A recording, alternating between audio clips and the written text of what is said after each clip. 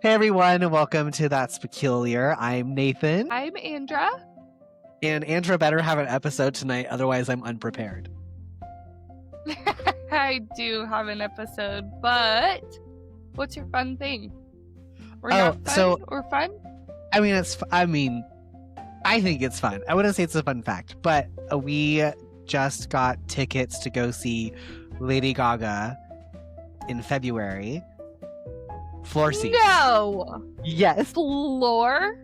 Yes! I'm going to be able to reach out and touch her. This totally reminds me of the Modern Family episode where Mitch and Cam get Lady Gaga tickets, and then Cam gets sick and refuses to let Mitchell go, but Mitchell feeds him NyQuil so he could go to the Lady Gaga concert. I just hope that doesn't happen to you. Oh, I will go sick if I have to. I am so jealous. It was the pre-sale for, it's in Arizona. It was a pre-sale, and it was like, it's so obnoxious, but like we were in line and we had to wait like 15 minutes, and then there were only like 1,000 people in front of us for the line, and so Ross just goes, 2 tickets, purchase. He didn't even know where they were. This was an online line? Yeah. It was an online queue on Ticketmaster. 1,000 people ahead of you, but he bought just tickets? I don't understand. So the way it works on Ticketmaster nowadays is there's like, they do a bunch of different pre-sales. Like they did City Card, and then I have a Verizon, so then they do like a Verizon pre-sale.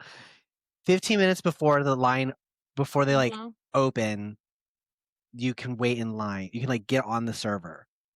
Then at the designated time, like 12 p.m., for example, it then puts you in line with wherever you ended up getting in the queue when you got in it. And it tells you how many people are in front of you. We waited in line for Ariana tickets, and there was like 25,000 people in front of us. We didn't get those, unfortunately. I think my friend got them. Oh, I'm jealous. She literally just posted, and she got the Ariana Grande tickets, I think. That's so cool. Yeah, he like literally made it through the line, clicked 2 tickets, best location, buy. And I was like, where are we sitting? He goes, I don't even know yet. We just had to buy. I'm not looking. I'm just buying them, because if you don't, you end up spending too much time, and those tickets literally, they go. That's just crazy to me, because my experience, clearly I haven't bought tickets for a while in that like high demand area. But like that wouldn't be something for me, because I would take probably too long. Yeah, you have. Yeah, I would just sit there like, where is this? Where is this? Yeah, where do I want to sit? And you click there, and no, it's gone. It was like that when we try to get Taylor Swift tickets too. Every time I'm like, there's a concert, I'm like, you have to do it, because I don't have the patience for this. I've had 2 sets of Taylor Swift tickets, like 2 different times. And you didn't go? I didn't go to either one of those concerts. Yeah, I like paid for them, bought the tickets. So this was like back, what was her first love story? That album. I got tickets to that one, and I think my mom grounded me, so I couldn't go, because I was still in high school. Yeah. And then I got the tickets to go to the Red album. Okay. And didn't go. I think I got a kidney infection or something. Like, both of these times were like, there was no out for me. I had to I couldn't. And so I've stopped buying Taylor Swift concerts, because I'm pretty sure I'll just die the next time I buy one. Yeah. That's what I got going on. I got Lady Gaga tickets in Floor in February, so I'm excited. Woo. That is so exciting. Well, let's dive into the episode. What do you think? What are we talking about? Yeah, I know. Well, I do have a fun fact, and I'll give you that, and then I'll kind of explain how I did this. So, the coldest inhabited place on Earth is the Siberian village of Oymyakon, and I did look that up. Okay.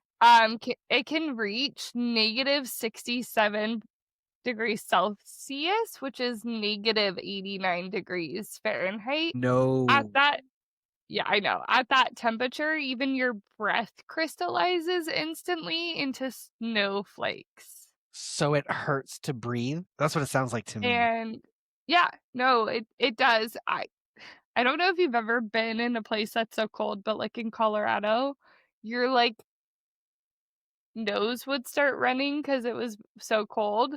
They would freeze the I've second. So never I've never had snotsicles, but it I've been is cold enough where it runs. it is the like weirdest feeling because your nose feels all itchy and like it just feels kind of crazy when you have like something freeze in your nose. I can only imagine how that feels in your In your lungs. lungs. Ugh.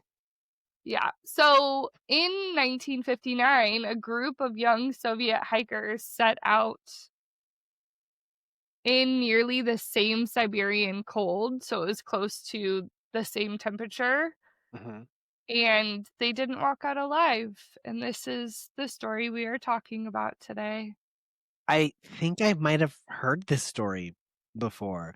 I can't recall the name of it, but it's Dyatlov Pass incident?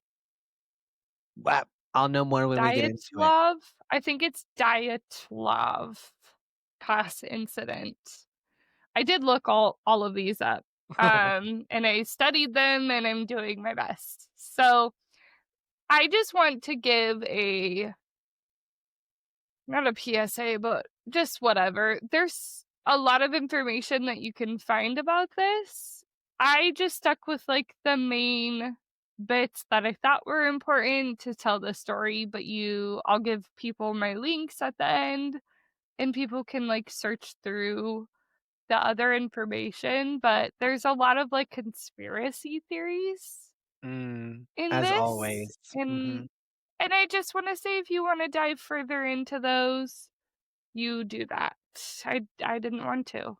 I just wanted to tell the story. So our story begins at the university. It's a Get it out. polytechnic. I know, Polytechnic Institute, a university in Sverdlovsky, Soviet Russia. In January 1959, Igor Dyatlov, a brilliant, detail-oriented 23-year-old engineer student, was assembling a hiking expedition. So for Igor, expeditions were more than outdoors recreation. They were about testing endurance, building camaraderie, and earning achievement. Oh, In the Soviet Union, hiking and skiing weren't like fringe hobbies. They were cultural touchstones tied to discipline, patriotism, and youth identity. It's very where hold cold on. there. What country is hiking considered a fringe activity or hobby? Well, I think what they're meaning to say is like it's not Everybody just does a it? hobby. Yeah, it's saying it's a cultural touchstone, but Okay. it's also tied to, like, their patriotism. Okay. So, You said like I got hung up on fringe hobby. I I was like, know. how is it so fringe anywhere else? Well, you and I like hiking, but we forget there's a lot of people that hate it, but we grew up in an area where it's pretty popular, so, That is true. I mean, yeah. I have not gone hiking since I've lived in Arizona, but it's also 1,000 bajillion degrees. So is it a fringe hobby there? I mm, I would I I would consider it one, but I do see people, hiking in 110 degrees, and I think that's crazy. So I think that's, like, absolutely I think they they have a death wish. So yeah, I think they're nuts. Okay. So Dyatlov was meticulous. He designed radios, crafted gear, and checked logistics, down to the last detail. Good for him. He included 9 people, both men and women. They were all strong hikers, engineers, or students. And I'll tell their names right now. And then I think I put in at the end, I did put it, I made this like a month ago. So I put in at the end a little bit about them. Okay, so there's Igor, 23 years old. He's the leader. Igor's such an old name. When you said Igor, I wasn't thinking he was 23. I was thinking 50. Going hiking in negative 65 degrees. I mean, there are people in their 50s who go up Mount Everest, so. Yeah.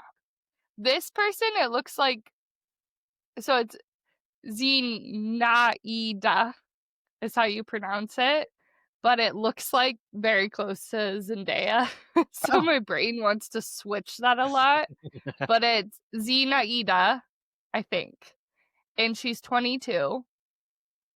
She was considered outgoing and resilient. Then there's Liu Demi La. Liu Demila. Demila. Final answer. It's Demila. I can't help you. It's okay. She's 20, idealistic and sharp. There's Rustem, which is, he's 23, skilled skier and athlete. And then there's 2 Yuris. So there's Yuri Doroshenko. He's 21, fiery and fearless. Then there's a Yuri Vanishchenko. Vanishchenko? I am trying so hard here. He's 23. I'm giving you props for doing it, but I'm not only Russian, so I can't help you. Well, he's 23, joker and bright spirit. Hey, that's me. Yeah. There's Alexander. Oh, I think sorry, I'm so sorry. There's actually another Yuri, but we'll get 3? into him. Yeah. Alexander, he's 24. He's precise and scientific. There's Nikolai, who's half French, and he's in heritage, and he's also an engineer. This one trips my brain up. So it looks like Simon with like Simon, but it's Semyon, but it's Samoyan, I think. Samoyan is how it's pronounced. Yeah. I don't know if that's wrong, but the pronunciation is capital S-E-H. So I take that as Se. Anyways, doesn't matter. He's 38. He's older. And he joined late. Then Yuri the third. Yudnin, yes, the third. He's 21, but he actually withdrew early due to illness. Oh, okay. So he was gonna go, but then he was like, I'm sick. I can't do it. Well, so he's actually the sole survivor. Oh, wait, did he like go with them and then stop? He went with them, but then he never walked into the storm because he withdrew early due to illness. So So he did actually like start the trek. He just was like, I can't do any further. Okay, cool. All right. So let's go into it. On January 23rd, 1959, the group departed by train, later catching buses, sleds, and finally traveling on foot into the Ural Mountains. Or Ural? I think it's Ural, but it might be Ural, like an extra. Ural. BK. Have it your way. You rule. You rule. Their journals brimmed with joy and lightness. They cracked jokes, photographed one another, even created like awards for their party, like the Order of the Sausage, giving like carrying snacks. So like, if that makes sense. Anyways. That's fun. They were having a good time. Sum it up, they were having a great time. Yeah. But as they advanced in, conditions grew harder. Snow fell thick, winds howled, The temperature at this point dropped below -30 Celsius, which is, I think, like -50 Fahrenheit. Yeah, I think it's like -50 Fahrenheit or close to. So, No, thank you. still morale, yeah, I know, -50, ugh. Still morale seems steady. Igor's leadership and, um, Zinnia, which is her, thank God, nickname, because it looks like Zendaya, but it's not. Zinnia's enthusiasm kept the group focused. On January 28th, so this is 5 days later, that's Okay. when Yuri Yudin, plagued with chronic health problems, and turned back. He is it's labeled that he limped back to civilization apologizing. He would later describe that moment as both his greatest misfortune and greatest salvation, which I could understand. Yeah. The other 9 pressed on. By February 1st, they had reached the slopes, of it has a name, but let's just do, like, the English version. It's called the Mountain of the Dead, Ugh. which is crazy, yeah. Their plan was to cross into a forested valley for shelter, but a snowstorm obscured visibility, so they mistakenly pitched their tents on the barren mountainside instead of descending. So, why they stayed exposed remains debated. Some say it was practice in harsh conditions, others say it was a navigational error that was, you know, Mhm. it just seems weird because, like, a navigational error seems weird because it seems like several people are very meticulous in this hiking group. But I mean, depending on how hard it's snowing, it could be you could get turned around. But you also kinda know you're looking for a more sheltered spot, no? So, yeah, that's exactly it. That's why I'm thinking, like, that's why a lot of people are like, "Why would they do that then?" Because I would look around and be like, "This doesn't look like there's any trees here." Mhm. So, the only thing that sorta makes sense to me at this point is that some say it was practice in harsh conditions Like, they were doing it on purpose? because, well, because it is supposed to get worse.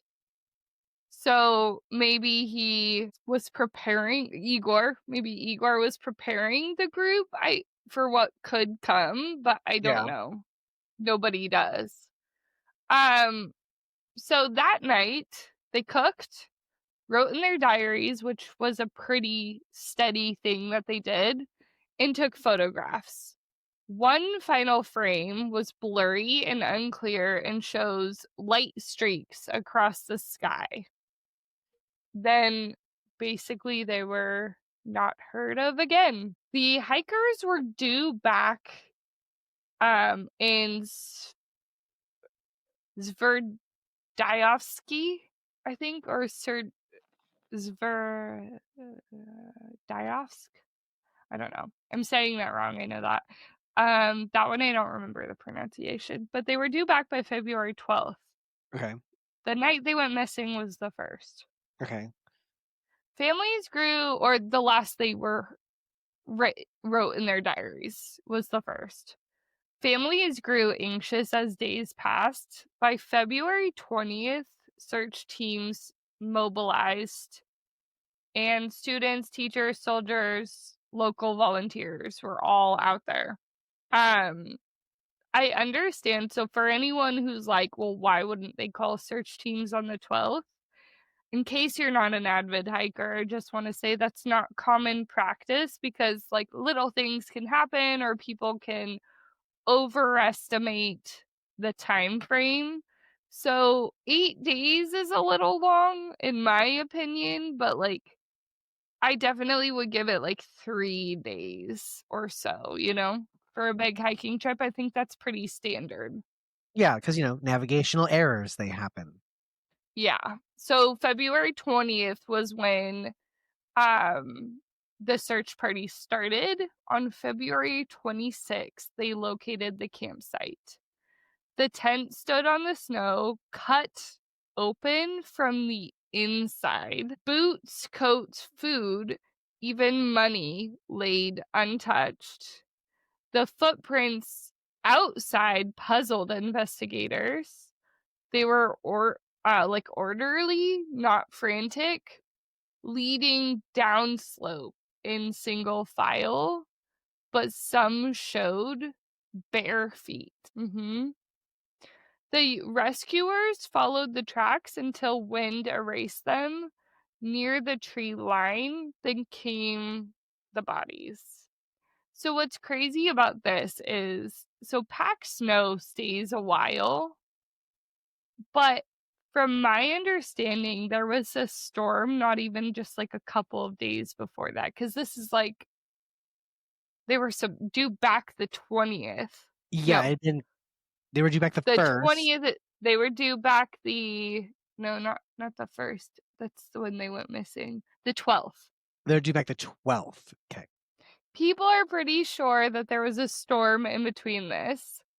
So when the rescuers followed those tracks, there's some speculations on that. But then, of course, then came the bodies. So 2 hikers, Yuri Doroshenko and Yuri, so the 2 Yuris that attended the full hike, lay near a cedar tree. They were stripped to underwear. Their What? hands blackened with burns as if they had tried to claw a fire. Branches nearby were broken as though someone had climbed desperately, like, up them. Kolomogrova, which I don't remember who that is, Slobodin, were found scattered. So 3 people were found scattered between the cedar and the tent. So here's the cedar with 2 Yuris.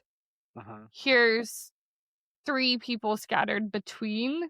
And then Igor laid on his back with his fists clenched and his eyes were open. And then Zena faced the tent like mid crawl. And Rustem bore a fractured skull. So one person bore a fractured skull. It wasn't until, yeah, I know, it's crazy.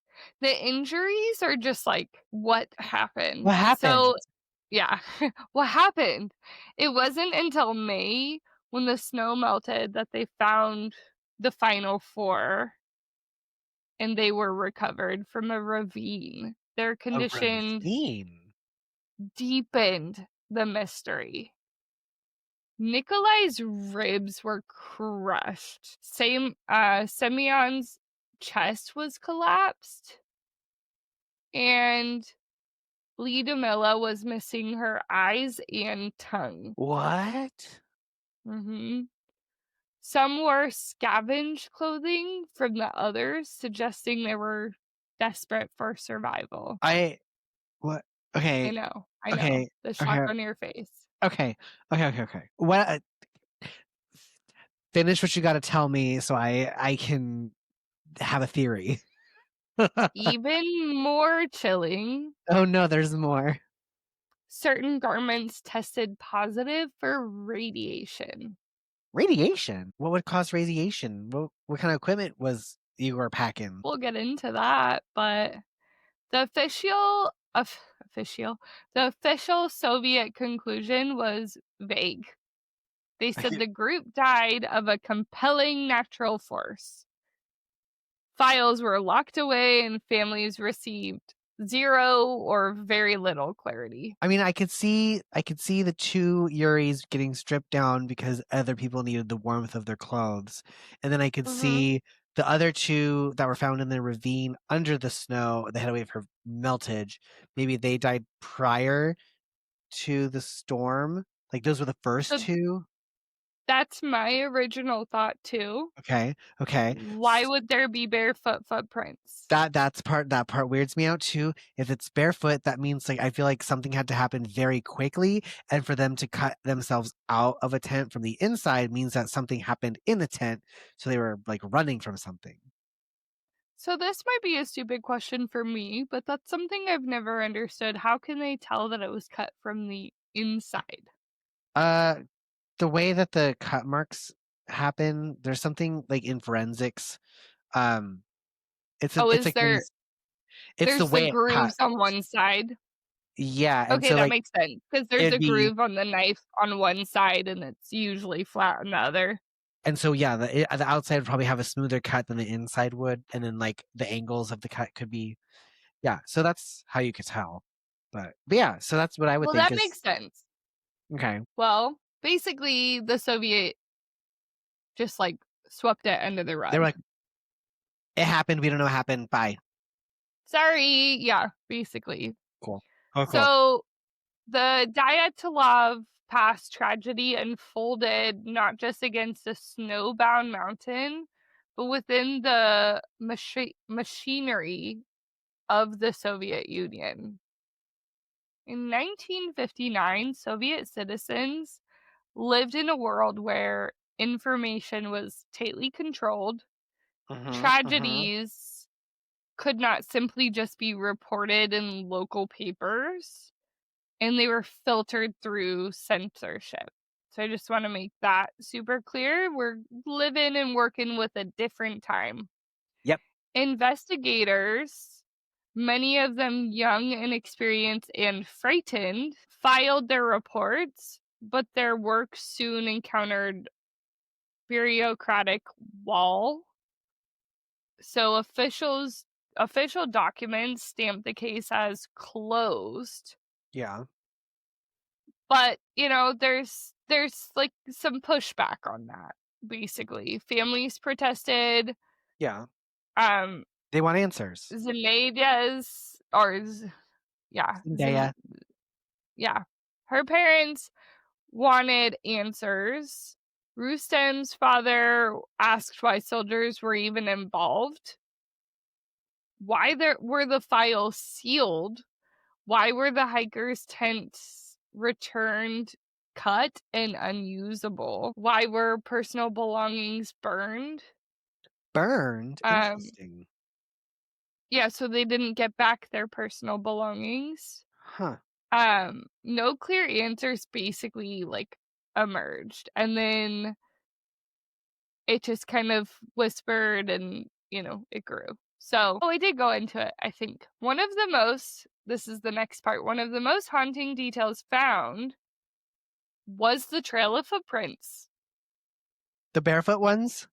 Yeah, just in general, all of them. Because in snow science, a single human print can vanish in minutes under wind.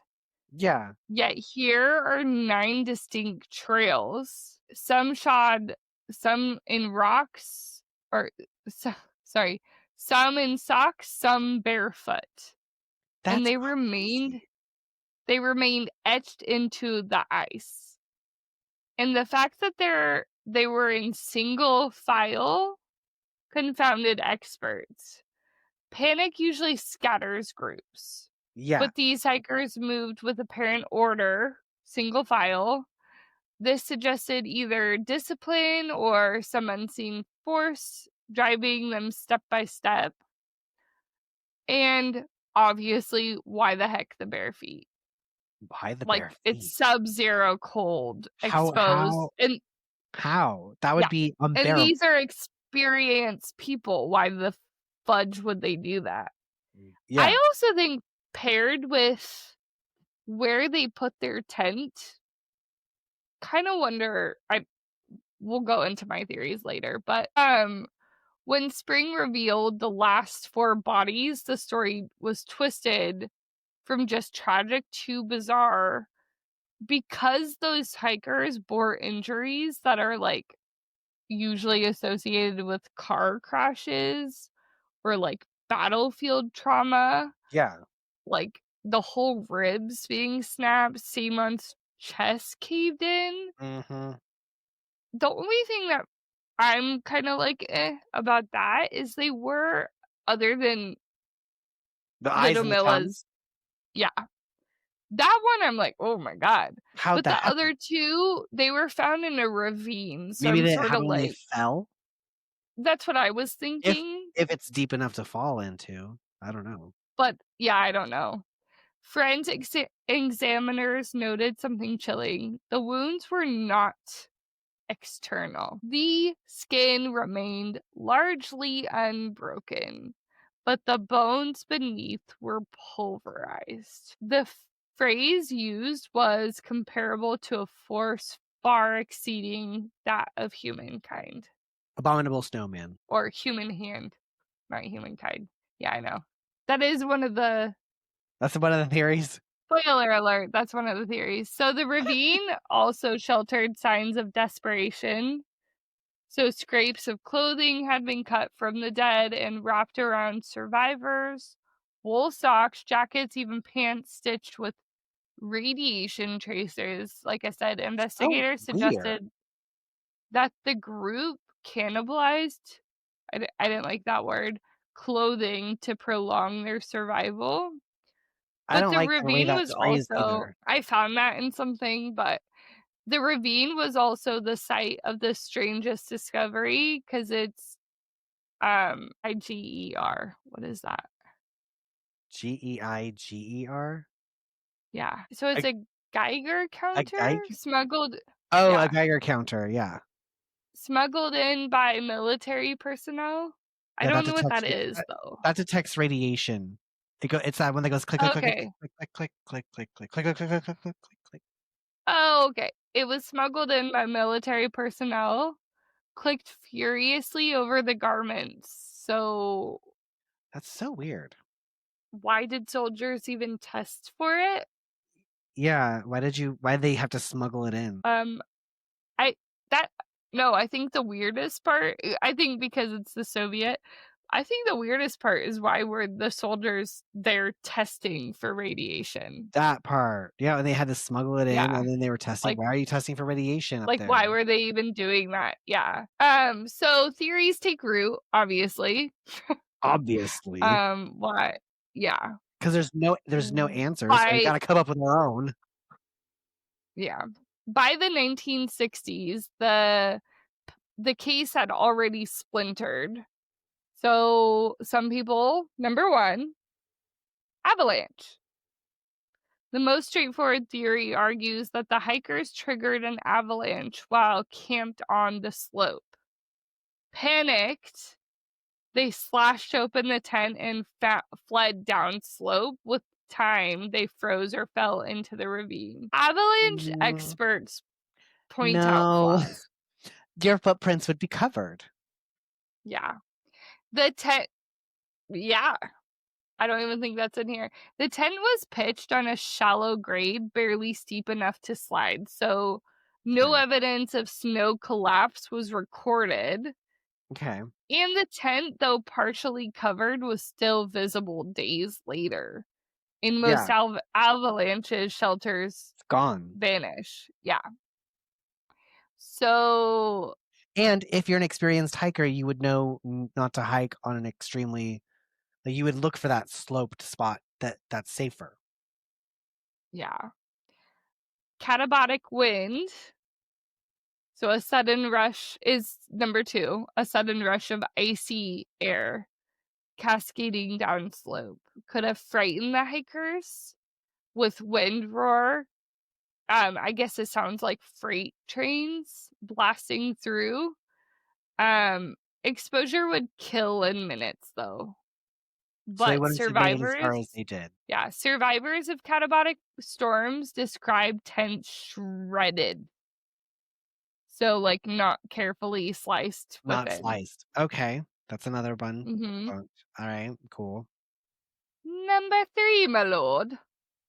Military testing. Some That suggest, I accept this one only because they were testing yes. for radiation. Yeah, why would they do that if they weren't?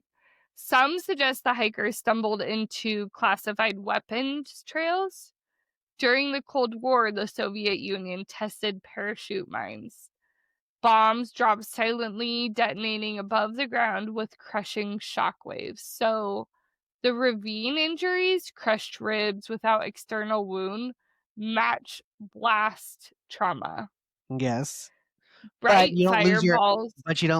eyes and your tongue. No, but I sort of wonder, could radiation make you feel like you're going crazy? I've never Like, experienced I've never experienced radiation especially poisoning. at, like, a large thing, like, yeah, large, yeah. Either way, radiation traces could have come from experimental materials, yet no officials log admitted testing in that region, but I'm not Well, really why sure would that they they? would. Yeah. Um, Infrasound. In 2010, researcher Donnie Elchar advanced the infrasound theory. Not theory, sorry. Excuse my burp. Infrasound theory. Sorry. Wind passing over the mountain's peak could create vortex streets. So low frequency vibrations inaudible to human ears. Infrasound can induce panic, nausea, and even hallucinations. Infrasound. Yeah. So perhaps the hikers were disoriented, fled the tent under an unseen psychological assault, and then Okay. hypothermia is what they died of. Okay. Number 5, indigenous encounter. That one also seems pretty likely because they all I mean, if you're okay, going back to the infrasound one, if you're deluded and whatever and you're having hallucinations, you're not gonna follow someone in a straight line. You're still gonna kinda have a panic. But the indigenous encounter, I could see them being lined up and walked out. But why would you cut through the interior of your tent? Well, that's why I kinda question that, actually. Genuinely, I do. I question that. But the Mansi people, indigenous herders of the Urals, considered I'm not even gonna try and say that right now. This area is considered a sacred site. It's Okay. the mountain of the dead or whatever it was called. Yeah. Some suggest they attacked the hikers for trespassing, yet investigators dismissed this.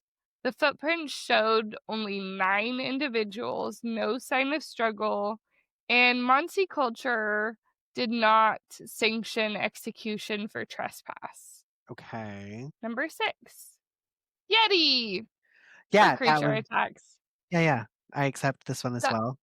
But there would be Yeah. footprints of other things. Well, the thing that gets me is the blurry photo, and then remember the, like, trees Mhm. look like something had been crawling in them, Yeah. but no animal tracks were found, and injuries did not match claws or bites. Yeah. Number 7, conspiracy cover up and cover up. So perhaps the most enduring explanation is not what killed the hikers, but why it was all sealed. Military involvement shouldn't have happened. Vague conclusions fueled suspicion. So some whisper the group saw something maybe they shouldn't have. Mhm. And missile tests or weapon storage. Yeah, but there was And storms. How would they have seen all this? well, there was a storm, Okay. but like we talked about, the timing with their footprints But, doesn't really seem to add up. okay, but if they saw something and someone came to take care of them, they would still have other footprints and stuff and other things to see and other struggles. And if they had seen something previous to them being unalived, wouldn't they have documented that in their journals? Who's to say that 9 people didn't stay in the tent, waited until their footprints were erased in the snow, and then 9 people walked out? Because the timing, realistically, of when they were supposed to be back doesn't add up. 8 days? It the 12th is when they started looking for them. They were supposed to be back, I think the 1st or They're supposed to be back the 1st. They started looking for them on the 12th? dang it, hold on. I should have, like, wrote these down on, like, the side notes or something. So, the hikers were due back by the 12th, sorry. Oh, they're due By back by the 12th. February yeah, The and 1st by was when they February okay. 20th the 1st is the last diary entry, that's what keeps Yes. confusing us. By Yes. February 20th, so 8 days later, was Yes. when the search teams Started, went and then they out. got found on the 26th. 6th. Yes. So that is what? 6 plus 8 is 14 14. days 14 days later. to find them, yeah. Yeah. Sorry, my brain went dead. So, modern re-examination. In 2019, Russian authorities reopened the case. Oh, interesting. Mhm. Using computer modeling and snow science, they conducted an avalanche likely did play a role. Okay. But Swiss researchers simulated snow movement with Pixar animation software, showing how slabs of snow could crush a tent even on shallow slopes. The pressure matched the hiker's injury. Hypothermia explained the stripping of clothes Yeah, because a phenomenon known as paradoxal undressing. People think that they're really hot but they're when they're not. actually freezing. So and they might actually feel like they're, like, burning, is how it shows. Okay. So still many remain unconvinced, though. Um, surviving survivors of avalanche disasters usually flee chaotically, Yeah, and not in a that's single the part file. that's still yeah. Mhm. Yuri Yudin, the 10th hiker who lived, um, he decades later, he confessed if he had only gone with them, he would have died. But sometimes he wished he had. His friends were everything. He actually spends the rest of his life searching for answers.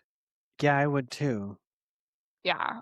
Now let's go into the last diary entries. The hikers' diaries kind of give a little window. On January 30th, Little Milla wrote that it was cold. We walk in single file, snow waist deep. Spirits remain high. We sing, we joke. Igor leads us, his compass steady. So they do walk in single file. Yeah, while they're hiking, okay. Sinead, yeah, noted frostbites nipping their cheeks, but marveled at the stars. The night sky here feels endless. I feel both small and infinite at once. On February 1st, so just hours before what some people think is their tragedy, I'm not really convinced. The group's last photo shows them settling in camp on the slope. They're tired but smiling. So, forensic abnormalities is the hypothermia, the blunt force trauma, soft tissue loss, burns, Mhm. and radiation. Yuri's by the cedar had burns on his hands and legs.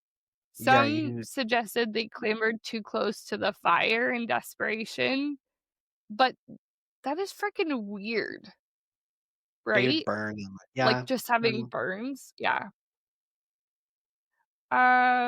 Folklore is the Mansi people had long considered this mountain cursed. Its name translates, as we said, is to the mountain of the dead. Uh-huh. Uh-huh. Tales they have tales that warn travelers not to linger on its slopes. Mansi hunters whispered of glowing orbs in the sky, of spirits that punish trespassers. Soviet scientists dismissed such talk as superstition, yet search teams reported hearing strange metallic hums near the pass in 1959. Some claim to see orange spheres crossing the heavens in February. Aliens. For locals, they don't think those are coincidences. Let's go into Yuri Yudin. He's the sole survivor. He became the story's kind of witness of like what had happened before that.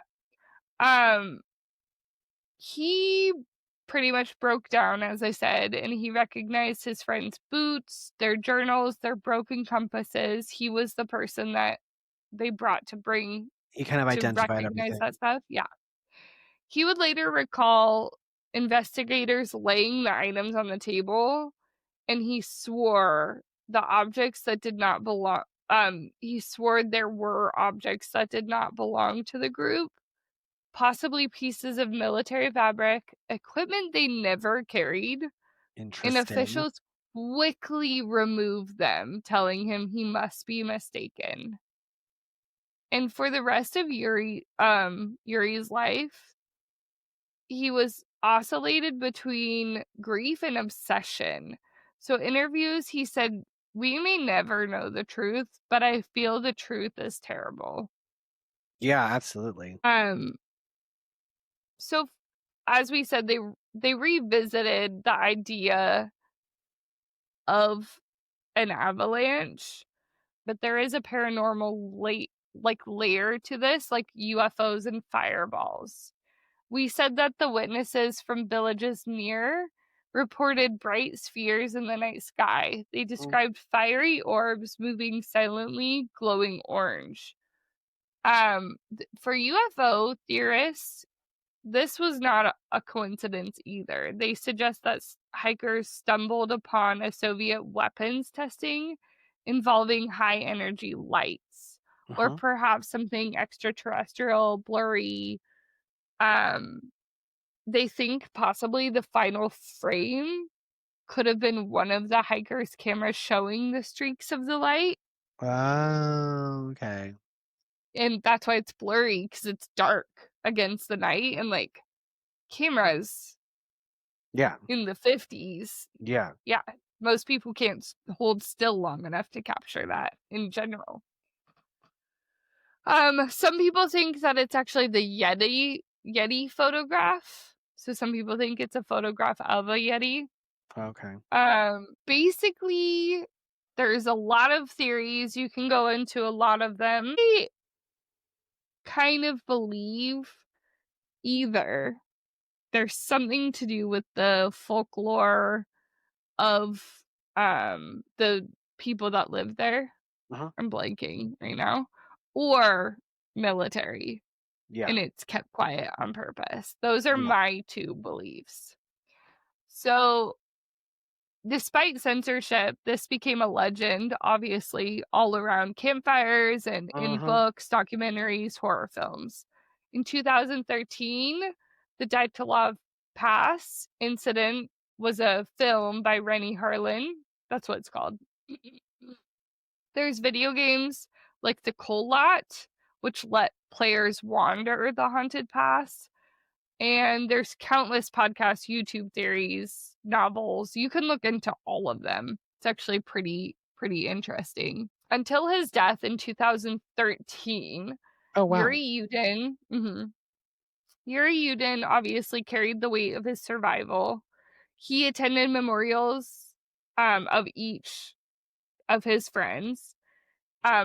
People asked what he believed happened, and his answer changed with it, like between the years. Sometimes he leaned towards military testing and sometimes natural disaster. But still, the phrase, "we may never know the truth, only the mountain knows," Yeah. is the one thing that kept straight with him. And conclusion. What are your thoughts? I don't know. There's a lot going on. It could be a combination of a lot of different things. I know. Again, you give me something that has no answer. I swear my next case will have no answer. Great. On par. You're welcome. At least I'm consistent. Basically, this story to me has been so captivating. I would recommend checking out other podcasts. I would recommend checking out like books on it. I sifted through several years and years ago. Because, sorry, I actually think it was like one of the first seasons of Morbid. They did an episode on this, and I forgot about it. But as I was going through, I was like, wow, this sounds familiar. And then I was like, oh yeah, that episode is actually also really good. I think they go a little bit further into some of the theories. I just wanted to keep it short because, like we said, there isn't any answers, and just giving you like a quick brief of why people think this is happening, that works for me. Some of the things to check out is obviously the book, The Untold Truth of the Dyatlov Pass Incident. This is by Donnie Echar? I don't know. Then there's The Mechanisms of Slab Avalanche Release of Dyatlov Pass in 1959. This is a Communications, Earth, and Environment in 2021. That's the book. Then there's the Dyatlov Pass. It's the History Press. That happened in 2013. Unsolved Mysteries by Cheryl Ortner in 2005 that was released. You get the gist. I could keep going through this, but there's so many places to get research on this because it's so captivating, I think. Yeah, absolutely. Those are just some of the top Everybody ones wants I use. to know. Yeah. All right. What do you think? It was good. A lot. Good. It's so mysterious.